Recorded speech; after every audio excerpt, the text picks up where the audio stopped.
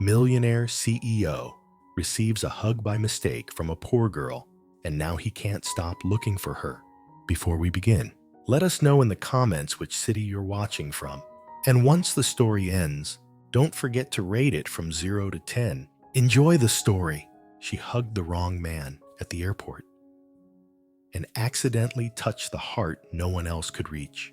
He was a billionaire, feared, powerful, completely untouchable, until her arms found him by mistake. She tried to forget, but he couldn't, because that one moment changed everything. Fade into soft piano. Title appears slowly. The Girl Who Hugged the Wrong Man. A story about a mistake that became love. The hug that wasn't meant for him. Emily hadn't planned to cry in the middle of Terminal C, but her eyes stung the second she spotted him. Tall frame, broad shoulders, dark hair. Her brother? Finally home. She didn't stop to think. She ran through the swarm of travelers, dragging her old boots across the tiled floor, weaving past impatient families and gate announcements, heart racing with something that felt like relief and home all at once. And then she wrapped her arms around him. Warmth flooded her chest as she buried her face in his coat. "I missed you so much," she whispered against him. But something was off. He smelled different, Rehearsed, not the cheap soap her brother always used. His chest was hard, unyielding, and then he didn't hug her back. Emily looked up. He wasn't her brother. He wasn't even close. The man staring back at her had a tailored coat, striking gray eyes, and a stillness that made her breath catch, like he wasn't used to being touched, like he hadn't let anyone this close in years. Her stomach dropped. "Oh my God," she stammered, stepping back so quickly she nearly stumbled. I, I thought you were someone else. I wasn't looking. It was a mistake." His eyebrow lifted, just slightly. "Well," he said calmly, "that was unexpected." Heat rose to her cheeks. She wanted to disappear. She waved her hands, tried to explain something about reflections in the glass and emotional nearsightedness. It only made things worse. He smirked, not cruelly, almost amused. "Emotionally nearsighted," he repeated. "Is that a diagnosis or a defense?" Before she could answer, a man in a dark suit approached. "Mr. Carter, is everything all right?" Her heart stopped. Carter, as in Brian Carter, the elusive billionaire, the one who rarely gave interviews, who owned companies she couldn't even pronounce. She had just accidentally thrown herself at him. Emily wanted to sink into the floor. She muttered something that might have been an apology and backed away, fast, hands shaking, cheeks burning. But even as she turned and melted into the crowd, she could still feel his eyes on her. Later that night, she was wiping down coffee stains at Gate 7 Cafe, trying to forget the whole thing, trying to convince herself it wasn't as bad as it felt. "Emily," her manager called. "Table 12, special request." She grabbed the tray, forced a smile, and turned the corner. Her heart stopped again. There he was, sitting at a table, like he belonged there, like he wasn't the same man she'd just humiliated herself in front of. His fingers rested lightly on a coffee cup, and his eyes, those unreadable gray eyes, were locked on her again. "Well," he said softly, a flicker of amusement at his lips. "Look who it is." Emily blinked. "You," he smiled. "Me?" Chapter 1. The table by the window. It wasn't a coincidence, not the second time. Emily knew that the moment she saw him again, sitting at the table near the window, hands folded neatly, eyes scanning the cafe, like he owned the air inside it. Because maybe he did. Brian Carter didn't belong in places like hers.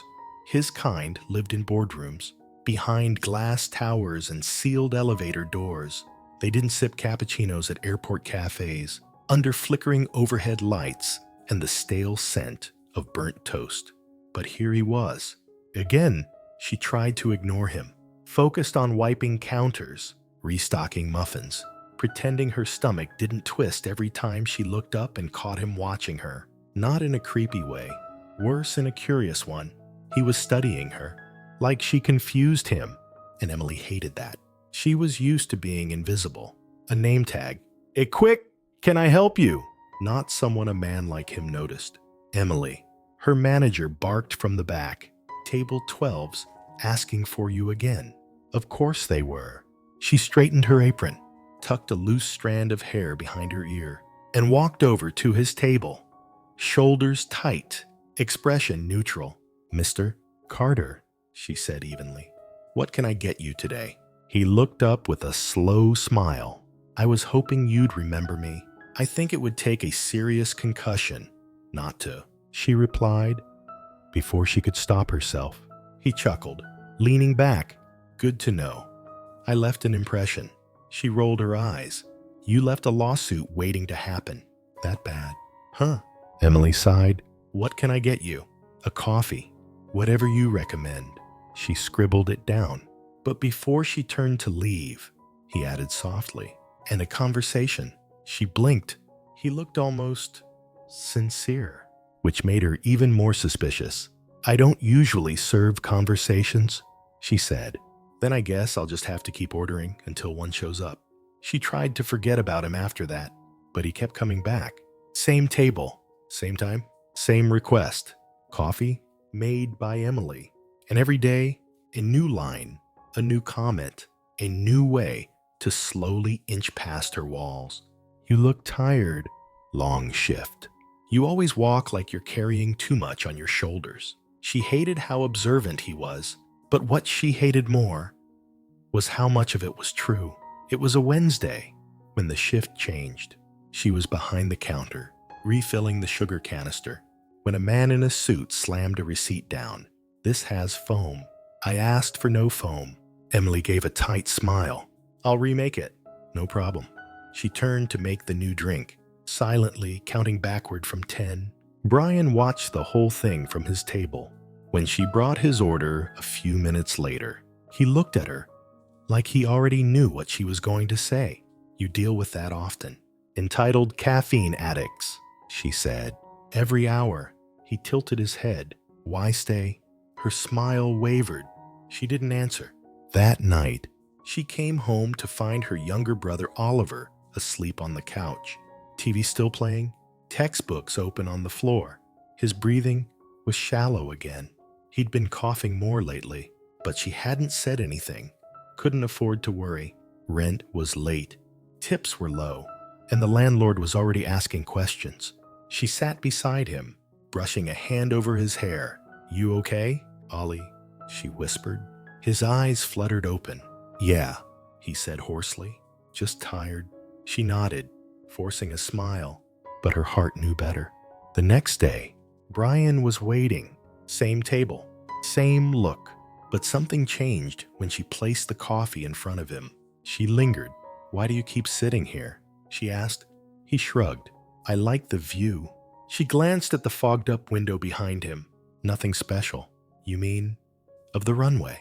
No, he said quietly. Of you. Emily's breath caught. He wasn't flirting. He meant it, and that scared her more than anything. She thought he was playing a game. But what if she was the only one hiding? Chapter 2. The Man Who Doesn't Take No. The call came just after midnight. Emily was brushing her teeth, half asleep, when Oliver's voice echoed from the bathroom doorway. My side hurts. She froze, toothbrush halfway to her mouth. Oliver never complained, not even when he fractured his wrist skateboarding, not even when he got pneumonia.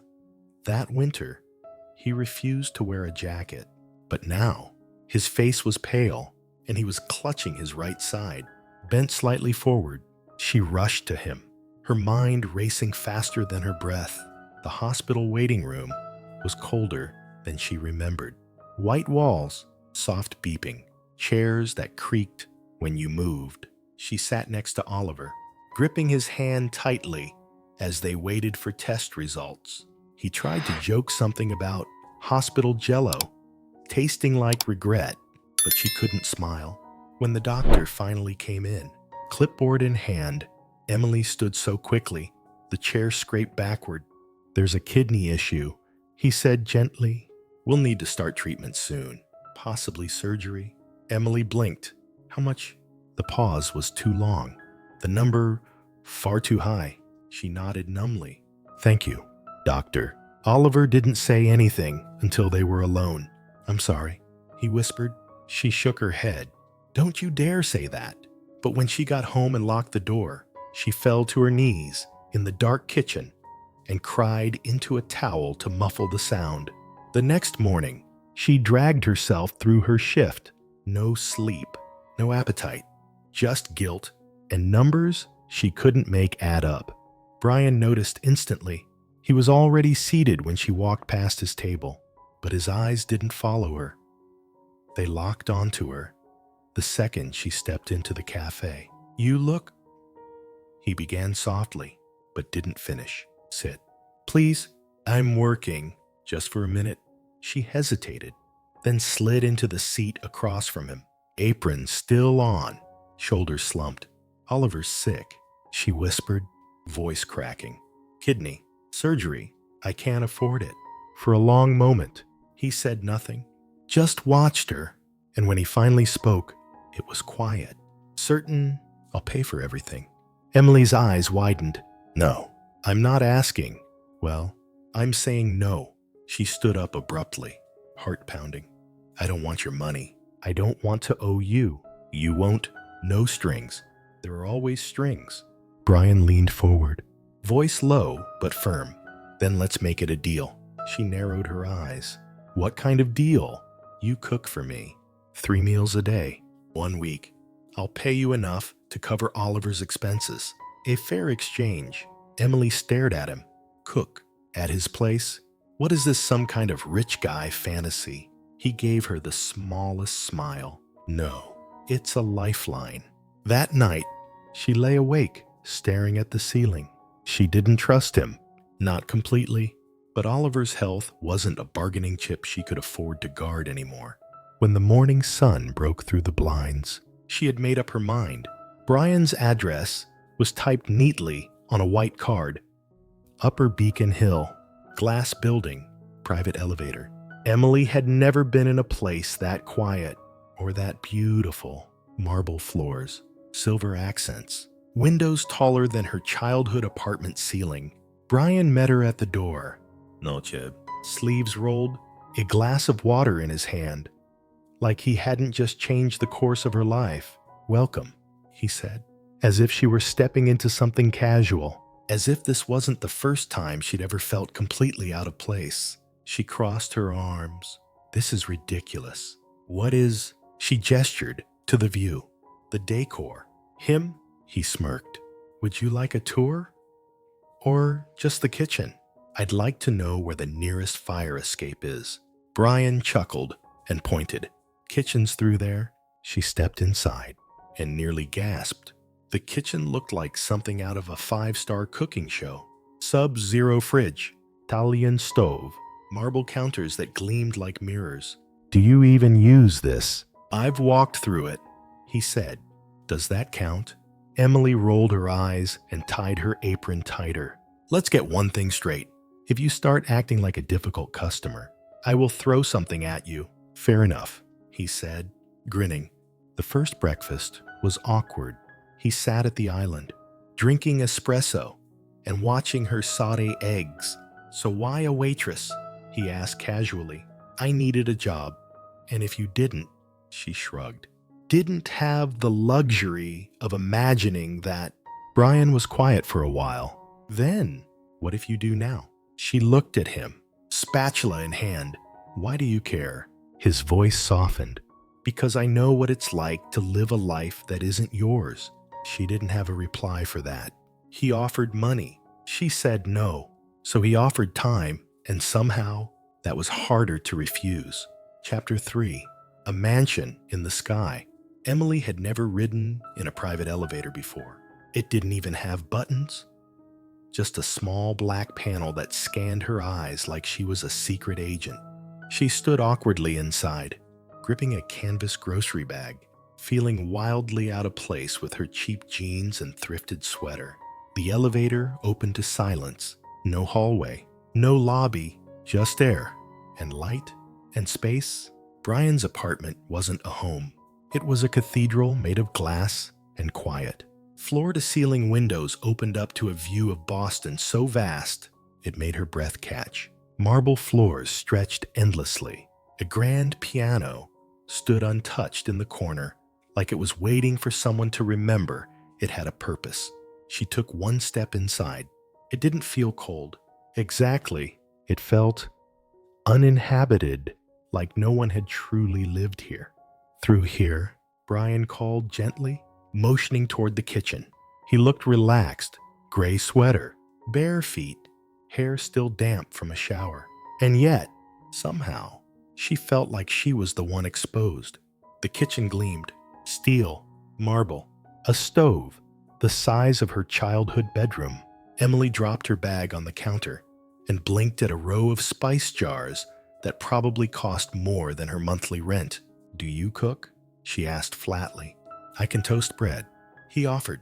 "Poorly," she smirked. "What do you want for breakfast?" He leaned against the doorway. "Surprise me." The first few meals were transactional, efficient, quiet. She arrived. She cooked.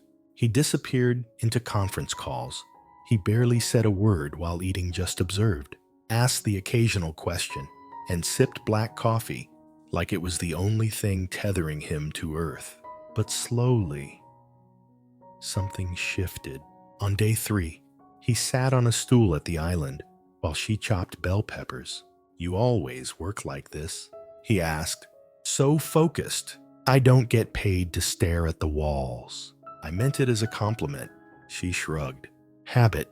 A pause. "Habit or survival?" She didn't answer. That night, she called Oliver during dinner prep.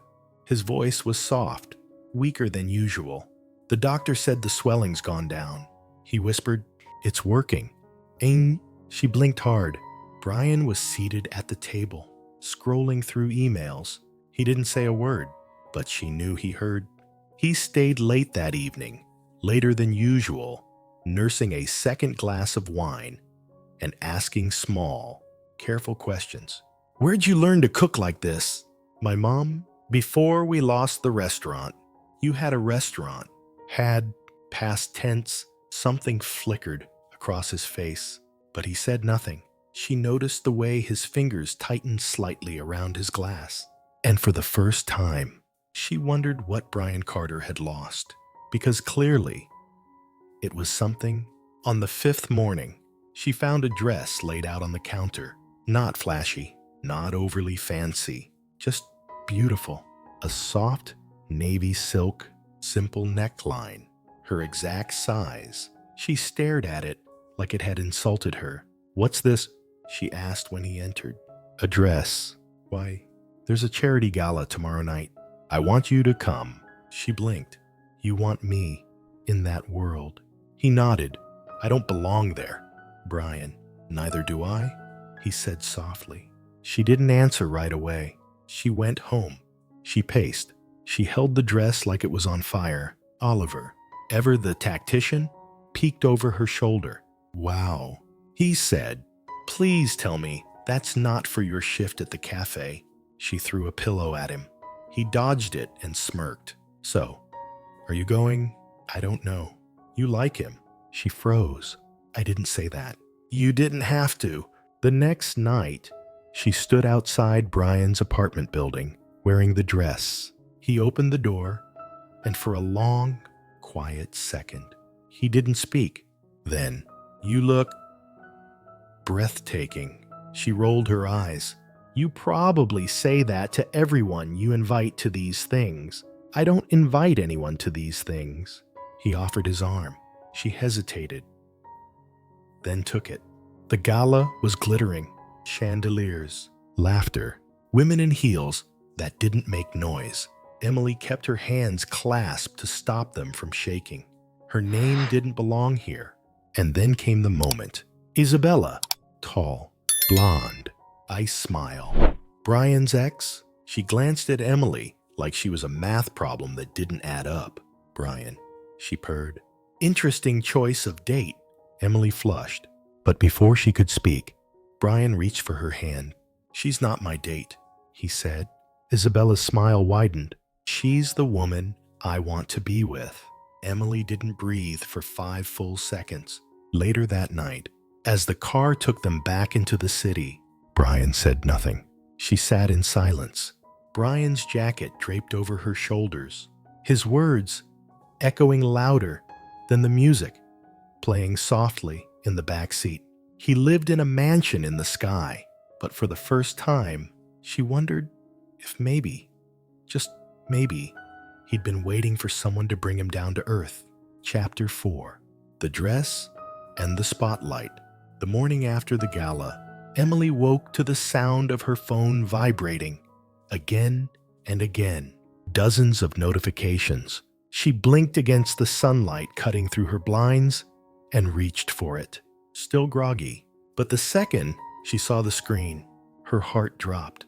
Her face, her dress, her hand in his, splashed across gossip blogs, business sites, and a tabloid headline that read, "Who is the mystery girl on Brian Carter's arm?" She scrolled through the photos herself, captured mid-smile, caught in conversations she didn't remember. The comments were worse. She's not even pretty. Another gold digger. Just wait. He'll replace her in a week. The ones from Isabella's followers stung the most. Isabella was too classy. This one's just a phase. He's lost his mind. Emily turned off her phone. At the cafe, the whispers were immediate. Her coworkers stared when she walked in. Some tried to act normal, but others didn't even bother. "Emily," one of the baristas said, eyes wide. "That was you in the dress?" "Right." She nodded without answering, moved past them like a ghost. Mr. Phillips, her manager, met her with a forced smile. "Hope your little fashion debut doesn't get in the way of work." She ignored him, but inside, she was breaking. Brian showed up that afternoon. Of course he did. Same table, same calm expression, as if nothing had changed. Emily placed his coffee in front of him and leaned in close. "We need to talk." He studied her for a beat, then stood. They ended up in a quiet corner of a nearby park. The trees swayed gently overhead. The air smelled like cold leaves and pavement. Emily didn't waste time. "Do you have any idea what you did?" Brian tilted his head. "I defended you." "No, you threw me into your world. You made me a headline." He paused. "Is that what's bothering you? The press, or the truth that they see you now?" She blinked, stunned. "I don't want to be seen like that," she snapped. "Like a nobody who got lucky. Like some accessory you picked up for the night." Brian's voice dropped. "That's not how I see you, but it's how they do, and I can't live under a spotlight I didn't ask for." He looked down, jaw tight. "I never meant to hurt you." She folded her arms, heart pounding. "Then why does it feel like you did?" That night, she sat with Oliver on the worn-out couch, letting him eat instant noodles while a movie played in the background. He noticed the silence. "You okay?" "I'm fine." "You don't look fine." She stared at the TV, seeing nothing. "I don't know if I'm strong enough for his world." Ollie. Her brother didn't say anything for a moment. Then, maybe he's trying to step into yours. Brian didn't show up the next day, or the day after. Emily told herself it was for the best. Let the distance grow. Let the memory fade. But when she walked past table 12, and it sat empty, day after day, something inside her ached. Then came the final blow. She was in the storage room, restocking napkins, when she overheard 2 coworkers talking. "Did you know Carter Corp bought out that little family restaurant on 7th a few years ago? Drove them out." "Really?" "Yeah. The one that used to have the yellow awnings. I think the family still talks about it." Emily froze. The yellow awnings. Her family's restaurant, gone in a sweep of corporate expansion. And now she knew who had taken it. She didn't wait. She called a cab, climbed the same glass tower, rode the same silent elevator, When Brian opened the door, she didn't wait for a greeting. "It was you," she said. He blinked. "What?" "Your company, your name, your signature on the deal that crushed my family's restaurant." Brian's expression changed slowly. Recognition, regret, and something deeper. "I didn't know." "No," her voice cracked. "You knew the name. You knew who I was. And you never told me. I found out. Too late. Too late, to be honest." His silence was worse than a lie. "I let you in," she whispered. "I trusted you." Brian stepped forward. "Emily," but she stepped back. "No, don't." Her voice broke, but she held her ground. "You didn't just ruin a building. You ruined memories. My mother's cooking, my father's laughter, Sunday mornings with the smell of cinnamon and coffee." Brian's jaw clenched, but he said nothing. And that silence, it ended everything. Emily left without looking back. She had worn his dress, stepped into his spotlight. But in the end, she was still just a girl whose past he didn't bother to learn. Chapter 5. The photograph that broke hers. The photo was everywhere. By morning, it had spread like wildfire across gossip sites, Twitter threads, business tabloids. A high-resolution shot of Emily in that navy silk dress, standing beside Brian under golden lights. She was smiling. He was looking at her like she was the only person in the room. To the world, it was romantic. To her, it was unbearable. Because now, she wasn't just Emily anymore. She was the waitress, the unknown girl, the +1 with the cheap earrings. She didn't even want to look, but she did. Comments filled the screen like a swarm. She knew what she was doing. "Look at that dress. She planned it." "Another nobody digging for gold." "Bet she's pregnant in 3 months." The words hit harder than she expected, not because they were true, but because they weren't. At work, it was worse. The cafe was no longer neutral ground, it was a stage. Every time the doorbell jingled, every time someone whispered her name, it felt like 1,000 tiny cuts. "Did you see the photo?" one barista whispered. "She's probably already moved in with him." Another giggled. Even Mr. Phillips gave her a long look as she clocked in. Try not to bring drama into the workplace. Emily said nothing. She just tied her apron tighter and disappeared into the back. But it wasn't the gossip or the stares that finally broke her. It was the picture, that single photograph. Just a moment, but so painfully real. Brian's hand on the small of her back, her eyes tilted toward his, the way they looked like something sacred. How could one still image hurt more than all the rumors combined? Because it was proof. Proof that, for one small moment, she had believed in him, in something beautiful. And now, it was being used as evidence that she was using him. Brian didn't come to the cafe, not for 2 days, not for 3. She told herself she didn't care. But by day 4, the absence felt unbearable. Not because she missed the coffee orders or the teasing glances, but because he was the first man who had looked at her without expectation. And now, even that was gone. On the 5th evening, she stayed late to mop floors. Everyone else had left. The lights were low. Her arms ached, and her heart felt hollow. Then the door opened. She didn't look up. "We're closed," she called. "I know." She turned slowly. Brian stood there, hands in his coat pockets. He looked tired. Not the kind of tired that comes from work, but the kind that lives behind the eyes when something important has been lost. "I needed to see you." Emily didn't move. "You lied," she said softly. "No," he replied. "I didn't know. Not about your family's restaurant. I only found out after you had me in your penthouse, after I cooked your meals and wore your dress and smiled at your world." Brian stepped forward. "After I started falling for you."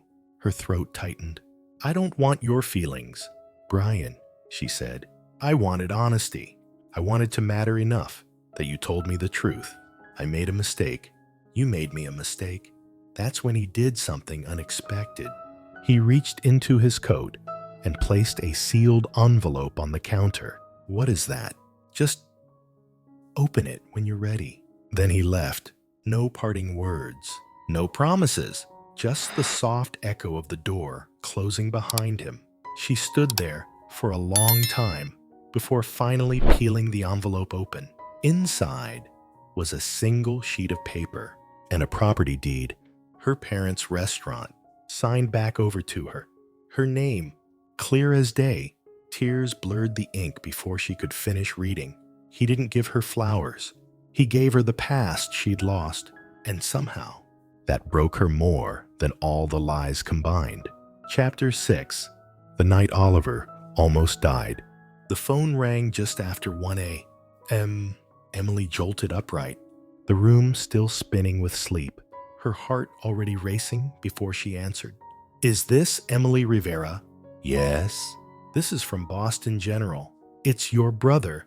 Oliver's taken a sudden turn." She didn't hear the rest. The phone clattered to the floor. Her body moved before her mind caught up. Shoes, jacket, purse, keys, tears already falling before she locked the door behind her. The hallway to the emergency wing was too long. Every step sounded like thunder in her chest. When the doctor met her at the entrance, his expression was calm but not reassuring. His condition progressed faster than we expected. He explained, "His kidney is failing. We need to operate tonight." Emily's legs gave out. She caught herself on the wall. "Then do it. Please. There's a cost." Her voice cracked. "How much?" He told her, and just like that, the ground disappeared. She sat alone in the plastic waiting room chair, staring at her hands. She had savings, but not enough. She had credit, but none that mattered. She had time, but not the kind that could save him. Emily couldn't breathe. She was losing him, her baby brother, her only real family. She pressed a hand over her mouth to keep from screaming. Then her fingers found her phone. There was only one name she could call. Brian answered on the second ring. She didn't say hello. "Oliver," she whispered. He's not okay. He needs surgery. I can't pay Brian. I don't know what to do. I'm on my way." She didn't even realize she was crying until she heard the quiet click of the call ending. He arrived 20 minutes later, still in a dress shirt, but no tie, no driver, just him. And when she saw him, something inside her broke open.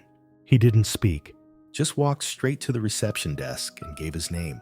5 minutes later, the paperwork was signed. The payment cleared. Oliver was being prepped for surgery. Emily collapsed onto the nearest bench, her body trembling. Brian sat beside her, silent. He didn't say, "I told you so."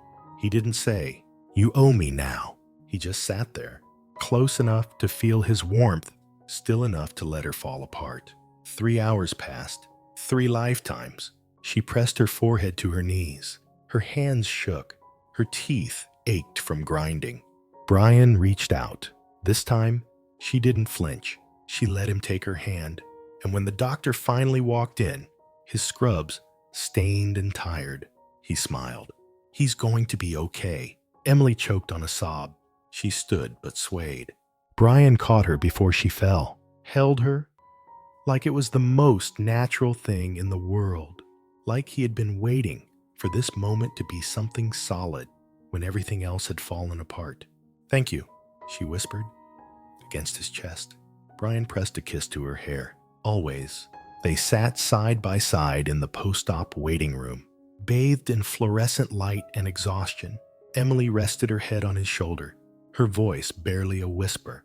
"Why are you still here?"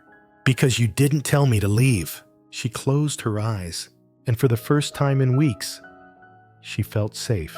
Not because of the money, not because he fixed things, but because when she fell, he didn't flinch. It wasn't the night her world collapsed. It was the night she realized someone was willing to hold it up for her without asking anything in return. Chapter 7. The bench beneath the stars.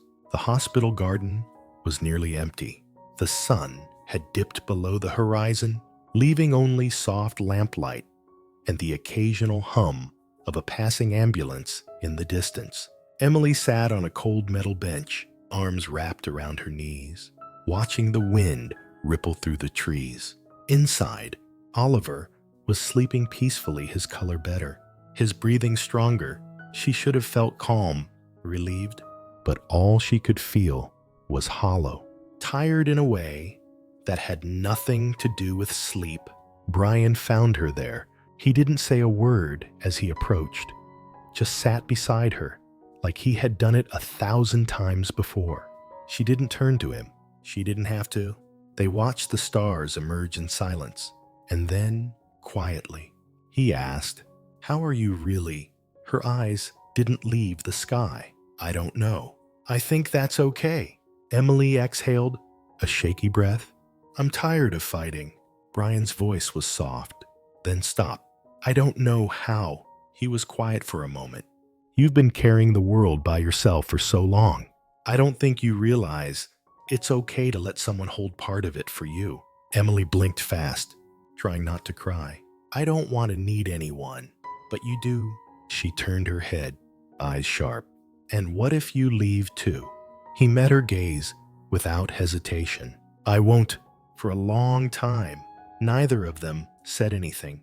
The sky stretched above them, wide, endless, indifferent. And then Emily whispered, "I hated you for a while." Brian nodded. "I know, but I hated myself more for missing you anyway." That made his jaw clench. He looked away, as if the words hit deeper than she meant. "You didn't deserve what happened to your family," he said, "and I didn't do enough to make it right." She studied him in the half-light. No suit, no performance, just a man with tired eyes and open hands. "You gave me back the restaurant.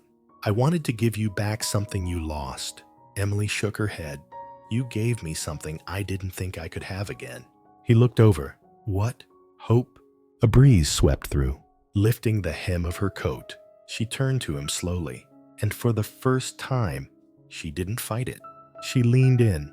Their lips met soft, slow, unsure at first, but when he brought his hand to her cheek and deepened the kiss, something inside her broke gently open. She hadn't realized how starved she was for tenderness, for stillness, for the kind of love that didn't demand anything but presence. When they pulled away, Brian rested his forehead against hers. "Does this mean you're not running anymore?" he asked quietly. She smiled through tears. "I think I've been running toward you the whole time, beneath the stars, with no promises and no spotlight." She kissed the man she once hated and knew in her heart she wouldn't be able to unlove him again. Chapter 8. The letter with no stamp. It had been 10 days since that kiss beneath the stars. 10 days since Emily let herself feel something that wasn't fear. 10 days of coffee in the hospital courtyard, of quiet glances between IV beeps and paperwork, of Brian slipping Oliver crossword books and bad vending machine snacks while pretending he didn't care about approval. And then suddenly, he was gone. No text, no call, no visit, just gone. At first, Emily told herself not to panic. He was busy. He was running an empire. He probably had meetings, boardrooms, mergers, things that didn't include a waitress and her little brother recovering in a hospital bed. But when 2 days passed, and then 3, the silence turned heavy. It felt like being forgotten in slow motion. Oliver noticed first. "You haven't mentioned him today." Emily shrugged. "There's nothing to mention." Did something happen? No, and that was the worst part. Nothing happened. He had just disappeared. On the 5th day, she found herself standing outside his building, unsure of how she got there. She didn't buzz up. She didn't call. She just stood across the street, arms wrapped around herself, watching that stupid glass tower, and wondering why it hurt more now than it did when they were strangers. Because now, she knew what his voice sounded like in the morning. Now she knew the weight of his hand in hers. Now, she knew how he kissed when no one was watching. And now, she knew what it felt like to be left. The envelope came that evening. It was waiting for her at home. slipped under her door. No return address. Her name written in his handwriting. Inside, no card, no explanation, just a folded piece of paper. A letter, unsent, unstamped. Emily. I didn't know how to say this without ruining everything, so I didn't say anything at all. And that's on me. I've spent my whole life building walls so no one could get close enough to hurt me. But you climbed right over them without even trying. And now I'm terrified because I want something I've never wanted before. A real life, a real future, and I want it with you. But I also know I broke something between us. The trust, the silence, the truth I should have told you sooner. So, if you walk away for good, I'll understand. But if there's even the smallest part of you that still believes in what we had, I'll be waiting. Brian. Emily read it once, then again, then a third time, this time out loud, softly, to the walls of her tiny apartment that had never heard her voice tremble like that before. She sat on the couch, the letter in her lap, her thumb tracing his name. Why hadn't he sent it? Was it pride? Fear? Or maybe he didn't think he deserved to be forgiven. She didn't sleep that night. Instead, she stayed up, rereading the letter and remembering the sound of his laugh, the way he looked at her when she wasn't trying, the silence between them that never felt uncomfortable. By sunrise, she knew what she had to do. She called the hospital, checked Oliver's chart. He was stable, resting. She made a cup of coffee, and then she tucked the letter into her coat pocket and walked out the door. He hadn't sent the letter, but she had read it anyway, and sometimes the words that aren't mailed still find their way home. Chapter 9. The door that didn't lock. Brian didn't expect the knock. He was in the kitchen, half dressed, hair still damp from the shower. The sky outside was soft with morning fog. One of those Boston mornings that felt like everything was holding its breath. The knock came again. 3 slow taps. He crossed the marble floor, barefoot, and opened the door. And there she was. No makeup, no speech prepared, no anger on her face.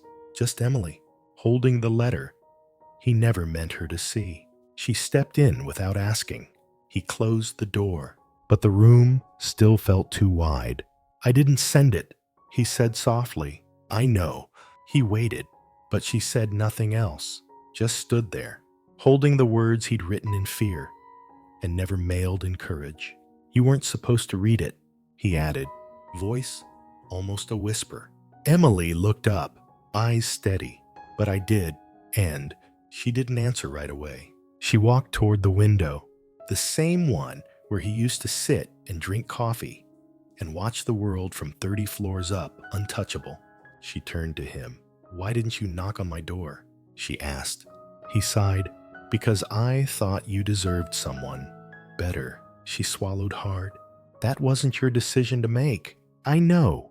And it hurt more to be left without a word. She added, even more than the truth about the restaurant. He stepped forward, slowly. I didn't know how to fix what I broke. You can't fix it, she said gently. Not with money, not with deeds, not with apologies. He nodded. But you can start again, she whispered. Brian's voice cracked. You'd let me? I already have. The silence between them wasn't heavy now. It was warm, waiting. And when Emily crossed the space between them, she didn't hesitate. She placed the letter on the counter and looked up at him. This man, who had once been an empire in her eyes, but now was just someone trying not to mess up something that felt too fragile to hold. Ask me again, she said. He blinked. What? Ask me again what you asked in the letter. Brian stepped closer. Not a businessman, not a billionaire, just a man. Do you still believe in what we had? She smiled, soft and breaking. I believe in what we still have. He kissed her then, not like before, slower, grateful, like he knew she could leave at any second and didn't. And when he pulled away, he rested his forehead against hers. I never locked the door, he whispered, in case you came back. She laughed softly, tears clinging to her lashes. I know. That's why I knocked. Later, they sat on the floor, eating takeout from her favorite diner. No tablecloth, no wine glasses, just plastic forks and legs crossed on tile. He offered her the last fry. She let him keep it. For the first time, everything felt ordinary, and in that ordinariness, she felt free. She didn't need him to promise forever. She just needed the kind of man who kept the door unlocked even when he thought she'd never return. Chapter 10. The vows they never rehearsed. The air smelled like rain, but the sky held off just barely. Emily stood at the edge of the garden aisle, her fingers wrapped tightly around a bouquet of soft white peonies. She had no veil, no heels, no designer lace, just a simple dress, her favorite shade of cream, and her brother beside her, proudly holding out his elbow. "You ready?" Oliver asked. Voice low, Emily smiled, heart pounding. "No," she whispered, "but I love him." So yes, the chairs were filled with people she'd once felt invisible to. Reporters hadn't been invited. Neither had photographers. It wasn't a spectacle. It was something quieter, truer. Brian stood under a wooden arch, wrapped in wildflowers, no tucks, just a slate gray suit and a nervous half smile that said he'd never been more sure of anything. When Emily stepped forward, the wind lifted her hair gently, and when their eyes met, the world around them disappeared. She crossed the distance slowly, not because she was hesitant, but because she wanted to feel every step, every inch of the space between who she had been and who she was now. They didn't have vows written. They hadn't practiced, and when the officiant invited them to speak, they looked at each other and laughed softly. "I don't have anything memorized," Emily whispered. Brian reached for her hands. "Good. Neither do I." So, she breathed and spoke from the place where all her scars had once lived. "I used to believe love was something for other people, that girls like me, who worked cafe shifts and patched holes in their jeans, weren't supposed to be seen. But then I hugged the wrong man." The guests chuckled gently. Brian grinned, and that moment taught me something no one else ever had. That sometimes love doesn't knock. Sometimes it just shows up when you're not looking and changes everything. Brian squeezed her hands, eyes wet. Then he spoke, voice steadier than she expected. "I used to live above the world, in buildings no one could touch, behind windows no one could see through. But you walked into my world without asking for anything. You brought warmth into rooms I thought I'd die in alone. You made me want to be a man, not just a name." Emily felt a tear escape, trailing down her cheek. "And I'll spend every day of my life trying to deserve the moment you chose to come back through that unlocked door." The officiant asked the question, "Emily Rivera, do you take this man?" "Yes," she said. Before he could finish, the crowd laughed. "Brian Carter, do you?" "I do," he whispered, eyes never leaving hers. They kissed beneath soft strings of lights. Not a performance, just a quiet, shaky, beautiful kiss between two people who had broken each other's hearts and somehow still chose love. Later that night, after the dancing, after the hugs, after Oliver's toast that made everyone cry, Brian and Emily stood alone on the balcony of the newly reopened restaurant, the same place her parents once built from nothing. Now reborn, she leaned into him, barefoot, dress wrinkled from joy. "Remember the first time I served you coffee?" she whispered. He kissed the top of her head. "You glared at me." She laughed. "And you didn't tip." "I was too stunned," he teased. "You hugged me. Remember?" Emily closed her eyes. "I was looking for my brother. And instead," Brian said softly, "you found your home." They never rehearsed their vows, but somehow they'd lived them, every hard, human, imperfect word. And that was more than enough. It was never just a hug. It's strange, isn't it? How one small moment, a hug meant for someone else, could change the entire course of a life. Emily never meant to fall in love with a billionaire. She never meant to be photographed, judged, envied, or kissed beneath hospital lights. She never meant to be seen. But somehow, Brian Carter had seen her anyway. Not the woman she was pretending to be. Not the poor girl who served his coffee. He saw the girl who never stopped trying, who loved her brother more than herself, who cried in storage rooms and still smiled at rude customers, who stood her ground even when her knees shook, and that made all the difference. They didn't have a fairy tale. No one swept Emily off her feet. No magic spells, no glass slippers, just a tired waitress, a man who'd forgotten how to feel, and the quiet decision to keep choosing each other day after ordinary day. He didn't buy her love. She didn't save him with perfection. They just stayed.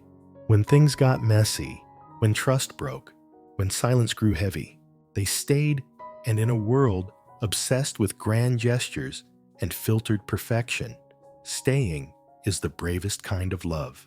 She reopened her family's restaurant. He still showed up at 8 a.m. For her coffee, even though he had a $20 000 espresso machine at home. Oliver got better, started college, still teased them both endlessly. Brian stopped hiding behind windows. Emily started dreaming again. And sometimes they'd walk hand in hand through the same airport where it all began, where a mistake turned into a moment, and a moment became everything. Because it was never just a hug. It was a beginning, a spark, a doorway, one she almost ran from, one he almost closed. But love, real love, doesn't come through grand entrances. It shows up in mismatched lives, in quiet offers, in unlocked doors. It comes when we're finally tired of being alone and brave enough to say, "Stay, you're not alone." We all long to be seen, not for what we have, but for who we are beneath the noise. We all dream of love that doesn't ask us to pretend. Emily and Brian found that love not because they were perfect, but because they chose to love anyway. If you felt something in this story, there's another one waiting for you. The cleaner who saved the CEO. He denied the twins were his until the DNA test came back. A poor girl warned the billionaire, "Your yacht will blow up." Each one whispered for someone who still believes love can change everything. See you in the next story. Leave a comment, share your favorite moment, and if it healed something inside you, don't forget to subscribe. What did you think of this story? Share your thoughts in the comments below. Rate it from 0 to 10. Don't forget to subscribe and hit the bell so you never miss a story. And stay tuned. More powerful stories are waiting for you right here